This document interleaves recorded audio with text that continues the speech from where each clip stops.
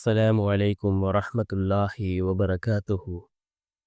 அன்பார்ந்த இஸ்லாமிய சகோதரர்களே, அல்லாஹ்வின் நல்லடியார்களே, நாம் ஒவ்வொரு நாளும் தொடர்ச்சியாக பார்த்து வரக்கூடிய துஆக்களினுடைய தொடரில் இன்று நாம் பார்க்க இருக்கின்ற விடயம் என்னவென்றால்,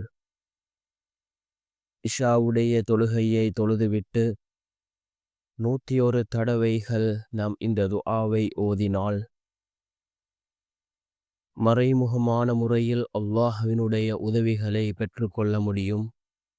நம்முடைய வாழ்க்கையில் உள்ள கவலைகள் கஷ்டங்களை நீக்கி நிம்மதியான சந்தோஷமான வாழ்க்கையை அல்லாஹ் நமக்கு அமைத்து தருகின்றான். அப்படிப்பட்ட மிகச்சிறந்த ஒரு துஆவை தான் நாம் இன்றைய வீடியோவில் பார்க்க இருக்கின்றோம். அன்பார்ந்த சகோதரர்களே, அல்லாஹ்வின் நல்லடியார்களே, நாம் கண்ணியமான ரமலானினுடைய மாதத்தை அடைந்திருக்கின்றோம். இந்த ரமலானினுடைய மாதத்தில்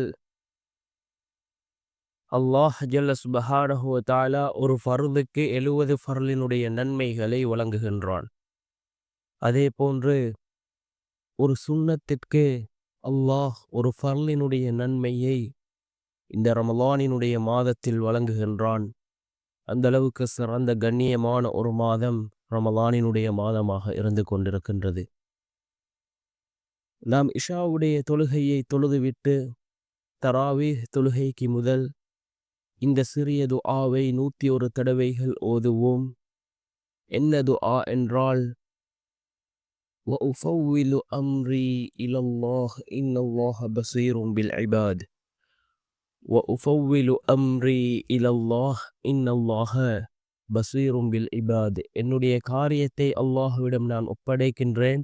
நிச்சயமாக அல்லாஹ் தன் அடியார்களை பார்க்கிறவராக இருக்கின்றான் என்று வரக்கூடிய அல் குர்ஆனினுடைய 40வது அத்தியாயத்தின் 44வது வசனம்.